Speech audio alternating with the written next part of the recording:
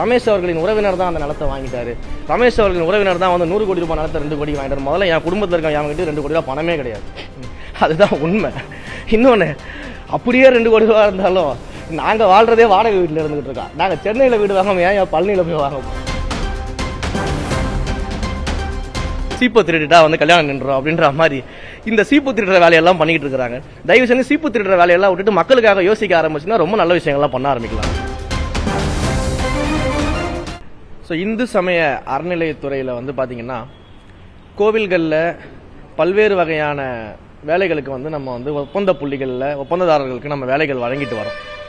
So இதை வந்து நம்ம லாஸ்ட் ஒரு 40 டேஸில் அனாலிசிஸ் பண்ணதில் நிறைய விஷயங்கள் வந்து கொஞ்சம் ரிஃபார்ம் பண்ணணும். நிறைய விஷயங்களில் வந்து சில மாற்றங்கள், அந்த நிபந்தனைகளை வந்து கொஞ்சம் மாற்ற வேண்டிய கட்டாயம் இருக்கிறது நமக்கு தெரிய வந்தது. எங்கெங்கெல்லாம் சில லீக்கேஜஸ் இருக்குது, எங்கெங்கெல்லாம் வந்து நம்ம இன்னும் குவாலிட்டி வைஸ் வந்து நம்ம இம்ப்ரூவ் பண்ணலாம் அப்படின்னு அனாலிசிஸ் பண்ணும்போது பல விஷயங்கள் நம்மளுடைய கவனத்துக்கு கொண்டு வரப்பட்டு அதெல்லாம் ஆராய்ச்சி செய்யப்பட்டு புதிய ஒரு டெண்டர் கைட்லைன்ஸ் அக்ராஸ் தமிழ்நாட்டில் இருக்கக்கூடிய அனைத்து கோயில்களுக்கும் காமனான ஒரு டெண்டர் கைட்லைன்ஸ் வந்து நம்ம கொண்டு வந்திருக்கிறோம்.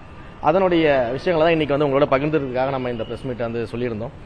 ஸோ நிறைய கான்ட்ராக்ட்ஸ் லைக் வந்து பார்த்தீங்கன்னா பிரசாதம் ஸ்டால்ஸ் கொடுக்கறது, அதே போல் வந்து பூ பழங்கள் விற்பனை செய்யக்கூடிய கான்ட்ராக்ட்ஸாக இருக்கட்டும், பார்க்கிங் கான்ட்ராக்ட்ஸாக இருக்கட்டும், கோயில்களில் வந்து அந்த முடி எடுக்கக்கூடிய அந்த கொள்முதல் செய்யக்கூடிய கான்ட்ராக்ட்ஸாக இருக்கட்டும், அதே போல் கோயில்களுக்கு வந்து இந்த வரக்கூடிய அந்த ஆடு மாடு கோழிகளுக்கான அந்த விஷயங்கள் அந்த கான்ட்ராக்டாக இருக்கட்டும், ஒவ்வொரு இடத்துலையுமே இருக்கக்கூடிய சின்ன சின்ன லீக்கேஜஸ் என்னென்ன இருக்குது அப்படின்றத அரெஸ்ட் பண்ணுறதுக்காகவும் டிரான்ஸ்பரண்டாக அது நடக்கணும். இன்னும் வந்து ஒரே ஒரு கான்ட்ராக்டரே வந்து தொடர்ந்து பல வருடங்களாக ஏலம் விடுப்பது போன்ற விஷயங்கள் எல்லாம் வந்து மாற்றி அனைவருக்கும் வாய்ப்பு கிடைக்க வேண்டும். ஸோ புதிதாக வருபவர்களுக்கும் வாய்ப்பு கிடைக்கணும். ஒன்லி பெரிய பெரிய பெருமுதலாளிகளுக்கு மட்டுமே வாய்ப்பு கிடைக்காம அனைவருக்கும் வாய்ப்பு கிடைக்கணும் அப்படின்ற முறையில் நிறைய இந்த டெண்டர் கைட்லைன்ஸில் நம்ம மாற்றங்கள் கொண்டு வந்திருக்கிறோம். அந்த குவாலிட்டி என்ஷூர் பண்ணுறதுக்காகவும் நம்ம அந்த மாற்றங்கள் கொண்டு வந்திருக்கோம். அதில் என்னென்ன பண்ணியிருக்கோன்றதை மட்டும் நான் குயிக்காக வந்து சொல்லிடுறேன்.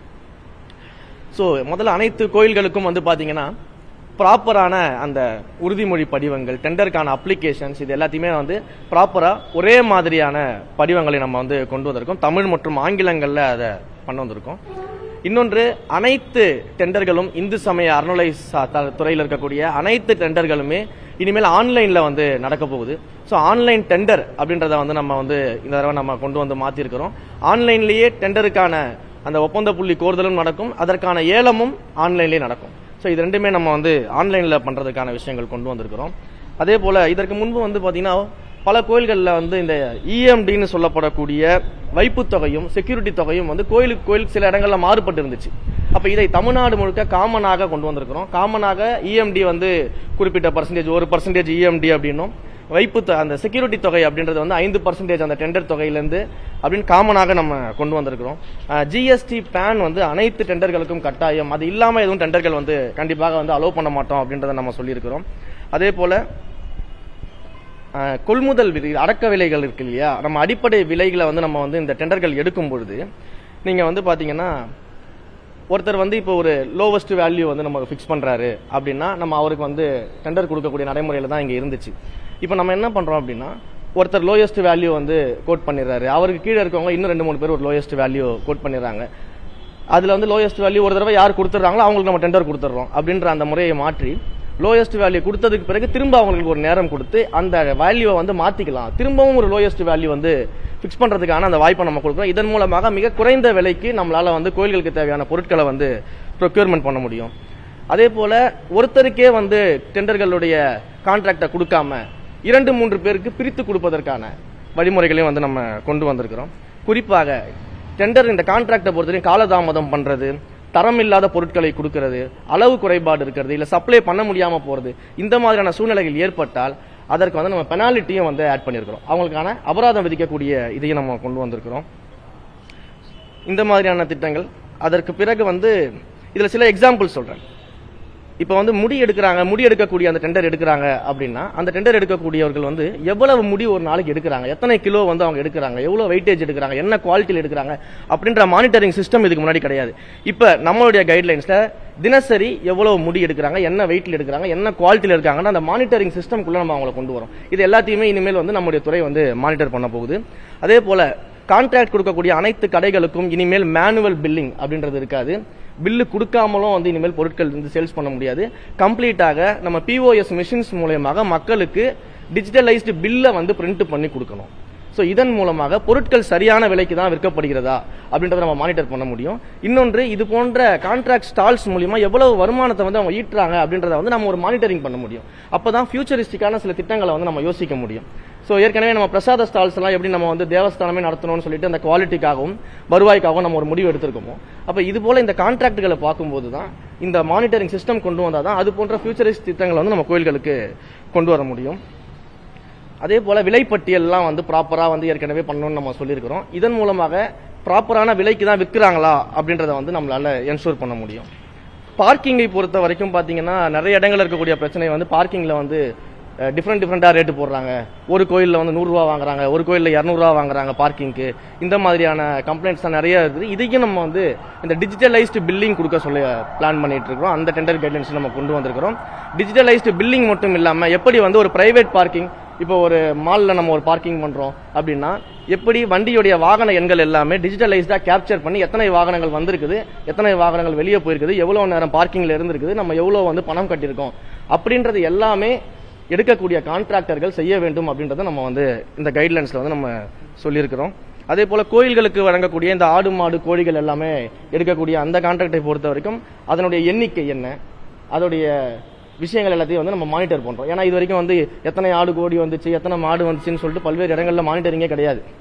ஸோ பல இடங்களில் இதில் சின்ன சின்ன முறைகேடுகள் நடக்கிறதாகவும் நம்ம கேள்விப்பட்டதுனால என்ன பண்றோம் அப்படின்னா இதை வந்து மானிட்டர் பண்றோம். எத்தனை கோழிகள் வருது, எத்தனை ஆடுகள் வருது, அந்த குவான்டிட்டி குவாலிட்டி எல்லாத்தையுமே நம்ம வந்து மெஷர் பண்றோம். மேன் பவர் கான்ட்ராக்டை பொறுத்த வரைக்கும் தூய்மை பணியாளர்கள் வந்து கோயில்களில் இருக்கிறாங்க, செக்யூரிட்டிஸ் இருக்கிறாங்க. இந்த மாதிரியான மேன் பவர் கான்ட்ராக்ட் எடுக்கக்கூடியவர்கள் வந்து நம்ம நிறைய கோயில்களில் போகும்போது சரியான சம்பளம் கிடையாது, எங்களுக்கு தேவையான வந்து உடைகள் தர மாட்டேங்கிறாங்க, கிளவுஸ் கொடுக்க மாட்டாங்க, கிளீன் பண்றதுக்கான எக்யூப்மெண்ட்ஸ் கொடுக்க மாட்டாங்க அப்படின்ற நிறைய பிரச்சனைகள் வந்து பாத்தீங்கன்னா அங்க கூடிய பணியாளர்கள் சொன்னாங்க. அப்ப இதுல வந்து நம்ம ஒரு கைட்லைன்ஸ் கரெக்ஷன் பண்ணியிருக்கிறோம். மேன் பவர் கான்ட்ராக்டை எடுக்கக்கூடிய கான்ட்ராக்டர்கள் என்ன செய்யணும் அப்படின்னா முழுக்க முழுக்க இந்த அடிப்படை தேவைகள் எல்லாத்தையும் நிச்சயமாக அவர்களுக்கு செய்து கொடுக்க வேண்டும் அப்படின்றத நம்ம ஒரு கைட்லைனாவே நம்ம கொண்டு வந்திருக்கிறோம். அதோடு மட்டும் இல்லாம இதுவரைக்கும் கான்ட்ராக்ட்ல வேலை செஞ்சவங்களுக்கு பே ஸ்லிப், சேலரி ஸ்லிப் அப்படின்றது வந்து வழங்கப்படலை. இதனால வந்து பல இடங்கள்ல வந்து பாத்தீங்கன்னா என்ன சேலரி வந்து அந்த மக்களுக்கு போகுது, உண்மையிலேயே நம்ம ப்ரொவைட் பண்ற சேலரி போகுதா இல்லையா அப்படின்னு தெரியாத ஒரு சூழல் இருந்துச்சு. இதற்கு பிறகு வரக்கூடிய நம்மளுடைய இந்த கான்ட்ராக்ட் கைட்லைன்ஸ்ல கரெக்ஷனுக்கு பிறகு வரக்கூடியவர்கள் நிச்சயமாக கான்ட்ராக்ட்ல பணிபுரியக்கூடிய ஊழியர்களுக்கு என்ன சம்பளம் கொடுக்குறாங்க, என்ன ரிடக்ஷன்ஸ் பண்ணிருக்காங்க அப்படிங்கறத பே ஸ்லிப்பா கொடுக்கணும் அப்படின்றத நம்ம ஒரு கரெக்ஷனா கொண்டு வந்திருக்கோம். ஸோ இது போல நிர்வாக சீர்திருத்தங்களுக்காக நம்ம பல்வேறு விஷயங்கள் கொண்டு வந்திருக்கிறோம். அதே மாதிரி ப்ரீ பிட் மீட்டிங் ஒன்று நடக்கும். ஏலத்திற்கு முன்னாடியும் இந்த பிட்டிங்க்கு முன்னாடியும் ப்ரீ பிட் மீட்டிங்னு ஒன்று நடக்கும். அந்த ப்ரீ பிட் மீட்டிங்ல வந்து என்ன பண்ணுவாங்க அப்படின்னா அதுக்கே வந்து சில எலிஜிபிலிட்டி கிரைட்டீரியா வச்சிருந்தாங்க. ப்ரீ பிட் மீட்டிங்கே வந்து சில எலிஜிபிலிட்டி இருக்கணும், இஎம்டி கட்டணும் அப்படின்ற மாதிரிலாம் வச்சிருந்தாங்க. இதனால என்னன்னா ஆக்டிவா நிறைய பேர் வந்து காம்படிஷனுக்கு வராம இருந்தாங்க. ஏன்னா முன்னாடியே அவங்களுக்கு எலிஜிபிலிட்டி ஃபிக்ஸ் பண்ணி ப்ரீ பிட்டிங் மீட்டிங்கே வரலன்னா அவங்க எப்படி ஏலத்தில் கலந்துப்பாங்க, எப்படி டெண்டர்ல கலந்துப்பாங்க. அப்ப நம்ம என்ன பண்றோம்னா ப்ரீ பிட்டிங் மீட்டிங்க்கு இருந்த இது போன்ற ரெஸ்ட்ரிக்ஷன்ஸ் எல்லாத்தையும் ரிலாக்ஸேஷன் பண்ணிட்டு, ஏன்னா ப்ரீ பிட் மீட்டிங் அந்த ஏலம் என்னன்றதை வந்து எக்ஸ்பிளைன் பண்ணக்கூடிய ஒரு டிஸ்கஷன் ஃபோரம் மாதிரி தான் அது. அப்ப அதுக்கே நமக்கு ரெஸ்ட்ரிக்ஷன் தேவை கிடையாது, அங்கேயே அவங்களை வந்து நம்ம ரெஸ்ட்ரிக்ட் பண்ணக்கூடாது அப்படிங்கிறதுக்காக நம்ம அந்த ப்ரீ பிட் மீட்டிங் இருக்கக்கூடிய அந்த ரெஸ்ட்ரிக்ஷன்ஸ் எல்லாத்தையும் வந்து எடுத்துட்டு அவங்க வந்து கண்டிப்பா ப்ரீ பிட் மீட்டிங்ல யார் வேணாலும் கலந்துக்கலாம், கலந்துக்கிட்டு அவங்களால இந்த டெண்டரை எடுத்து பண்ண முடியும்னு நினைச்சாங்கன்னா யார் வேணாலும் அப்ளை பண்ணலாம். ஸோ ஹெல்த்தி காம்படிஷன், இன்னும் நிறைய பேர் வந்து காம்படிஷனுக்கு உள்ள வரலாம். பெருமுதலாளிகள் மட்டும் இல்லாம சிறு சிறு நபர்கள் கூட இந்த காம்படிஷனுக்கு உள்ள வரலாம். குவாலிட்டியான சர்வீஸ் கொடுத்தாங்கன்னா நிச்சயமாக அவர்களுக்கான வாய்ப்புகள் வழங்கப்படும். அந்த டிரான்ஸ்பரண்ட்டுக்காக நம்ம இந்த கரெக்ஷன்ஸ்கள் எல்லாமே நம்ம பண்ணியிருக்கிறோம். ஸோ இது போன்ற பல்வேறு வகையிலான டெண்டர் கைட்லைன்ஸை வந்து நம்ம மாற்றி அமைச்சு இனிமேல் வரக்கூடிய டெண்டர்கள் இதன் அடிப்படையில் தான் நடக்கும் அப்படிங்கறத வந்து நேற்று நம்ம அறிவிச்சிருக்கிறோம். ஆணையர் அவர்கள் மூலமாக அனைத்து கோயில்களுக்கும் இந்த ஜிஓ வந்து வழங்கப்பட்டிருக்கு. டெண்டரை பொறுத்த வரைக்கும் மொத்தமா நிறைய இடத்துல கோயில்களில் பலர் வந்து டெண்டர் எடுத்து பணியில் செஞ்சுட்டு இருப்பாங்க.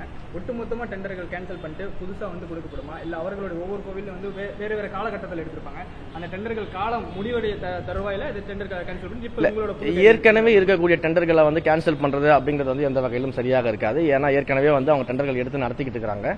ஒவ்வொரு டெண்டராக முடிய இந்த கைட்லைன்ஸ்குள்ள அவங்க நம்ம கொண்டு வந்துருவோம். ஏற்கனவே முடிந்த டெண்டர்களை வந்து நம்ம ஆல்ரெடி ஹோல்டு பண்ணி வச்சிருந்தோம். கடந்த ஒரு மாத காலமாக வந்து நம்ம அந்த டெண்டர்களும் கொடுக்க கூடாதுன்னு சொல்லி ஹோல்டு பண்ணி வச்சிருந்தோம்.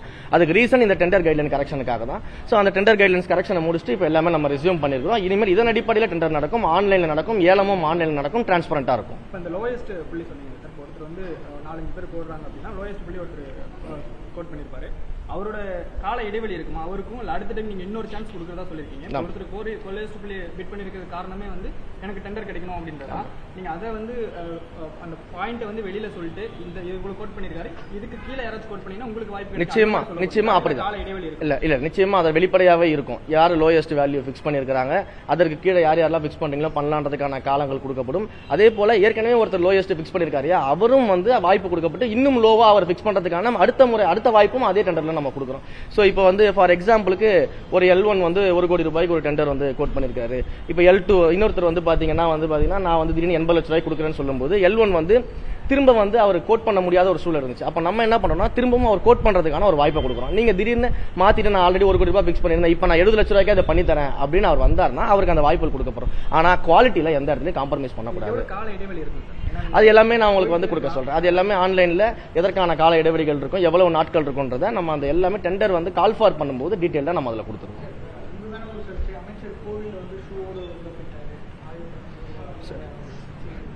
சர்ச்சை இல்லைனா தான் நம்ம ஆச்சரியப்பட வேண்டியது இருக்கும். அதாவது ஸ்ரீரங்கத்தில் வந்து பார்த்தீங்கன்னா ஒரு கோபுரத்தினுடைய பணி வந்து ரொம்ப நாளாக நடந்துகிட்டு இருக்குது.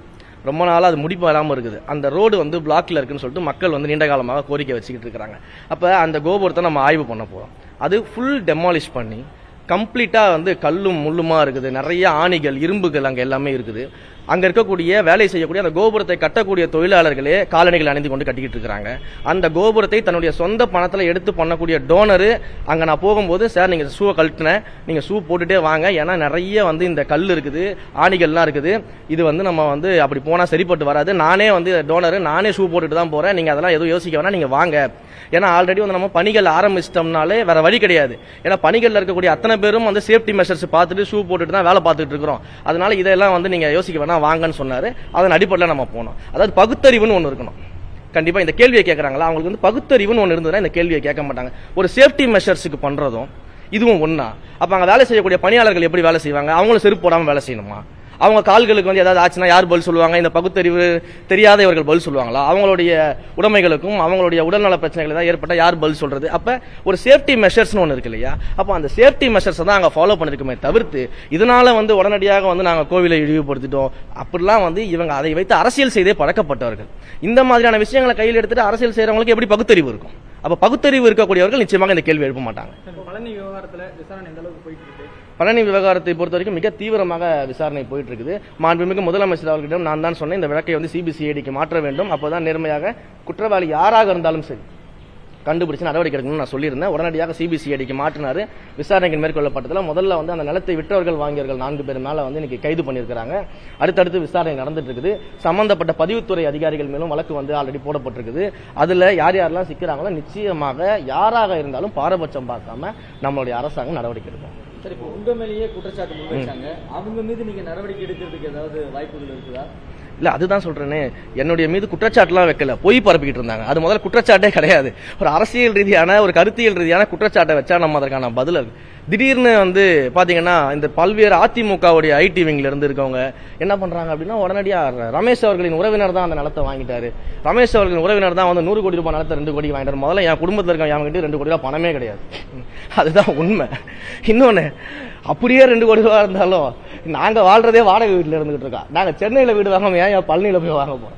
இதெல்லாம் சும்மா ஒரு எக்ஸாம்பிள் சொல்றேன். ஏன்னா அவங்க வந்து ஒரு காரணம், ஏதாச்சும் ஒரு காரணத்தை வச்சு என்னுடைய பேரையும் புகழையும் வந்து கெடுக்கணும் அப்படின்னு சொல்லிட்டு, இந்த ஒரு படத்துல ஒரு நல்ல காமெடி சீன் வரும்ல, சீப்பு திருடிட்டா வந்து கல்யாணம் நின்றோம் அப்படின்ற மாதிரி இந்த சீப்பு திருடுற வேலையெல்லாம் பண்ணிட்டு இருக்காங்க. தயவு செஞ்சு சீப்பு திருடுற வேலையெல்லாம் விட்டுட்டு மக்களுக்காக யோசிக்க ஆரம்பிச்சுன்னா ரொம்ப நல்ல விஷயங்கள்லாம் பண்ண ஆரம்பிக்கலாம். ஓகே, வேற ரைட்.